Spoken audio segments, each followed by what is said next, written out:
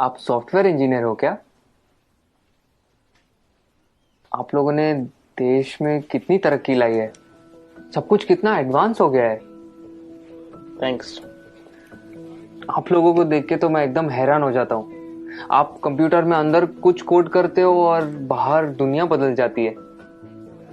इतना आसान नहीं है दोस्त, ये कुछ कोड का काम नहीं है, काफी मेहनत जाती है इसके पीछे।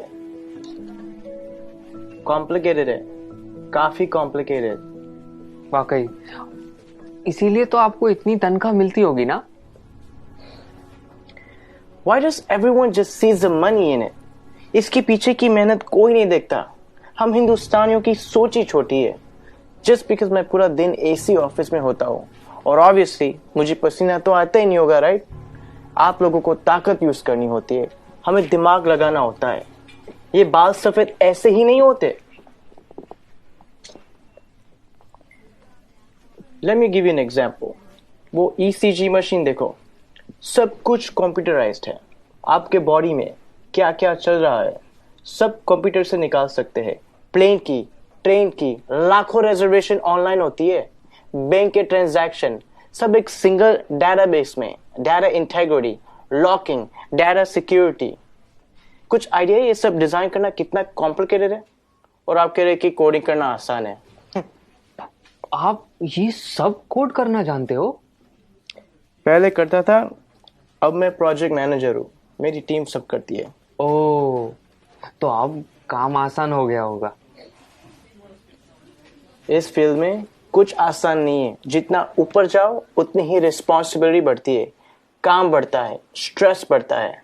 कोडिंग और डिजाइनिंग ये फिर भी आसान है, लेकिन अब मुझे पूरी टीम संभालनी पड़ती है।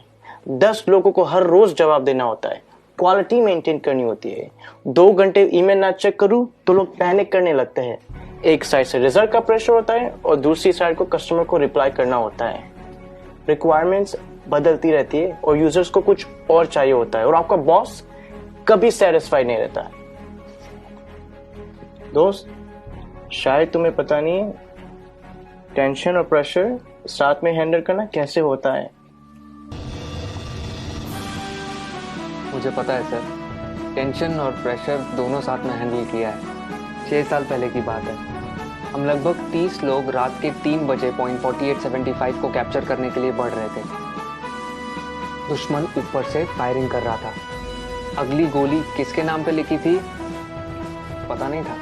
उजाले से पहले हमें वहां पहुंचना था। वक्त काफी कम था हमारे पास। होश तो तब आया जब अगले दिन हम चोटी पर तिरंगा लहरा रहे थे, और तब हम बचे 30 नहीं, 4 लोग थे। आप, Subedar Sushant from 13 Jammu and Kashmir Rifles on duty at peak 4875 in Kargil. मुझे बताया गया है कि मेरी टर्म पूरी हो गई है और अब मुझे सॉफ्ट असाइनमेंट का ऑप्शन दिया जाएगा। पर आप ही बताइए सर, काम आसान करने के लिए कोई अपनी ड्यूटी छोड़ सकता है क्या? उस दिन हमारा एक जवान दोस्त बर्फ में जख्मी पड़ा था। उस पर दुश्मन की गोलियां चल रही थी। हम सब बंकर के पीछे छुपे हुए थे।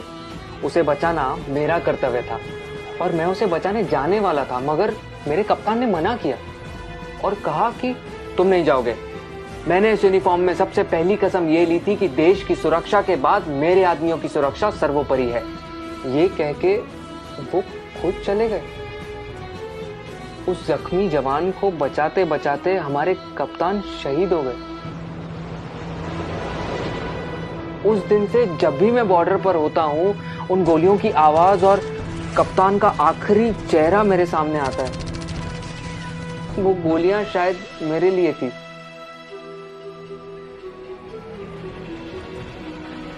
टेंशन और प्रेशर दोनों के साथ काम करना जानता हूँ मैं। Sir, can you please go on? Yeah, sure. It was nice meeting you. Thank you for your service. जय हिंद। जय हिंद।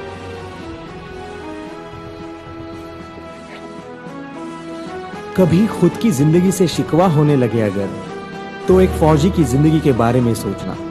खुद की हर मुश्किल आसान लगेगी। जो खुद की सांसें दांव पर लगाकर पूरे देश की सांसें चलाते हैं, हर वक्त जान हथेली पर होती है, फिर भी हमेशा मुस्कुराते रहते हैं, जिन्होंने डर को भी डराया है और देश के लिए जीना क्या होता है ये इन सरहद के पहरेदारों ने हमें सिखाया है। तो अगली बार जब कोई चुनौती तुमसे तुम्हारा सुख चैन छीनेगी, तो एक फौजी की जिंदगी के बारे में जरूर सोचना।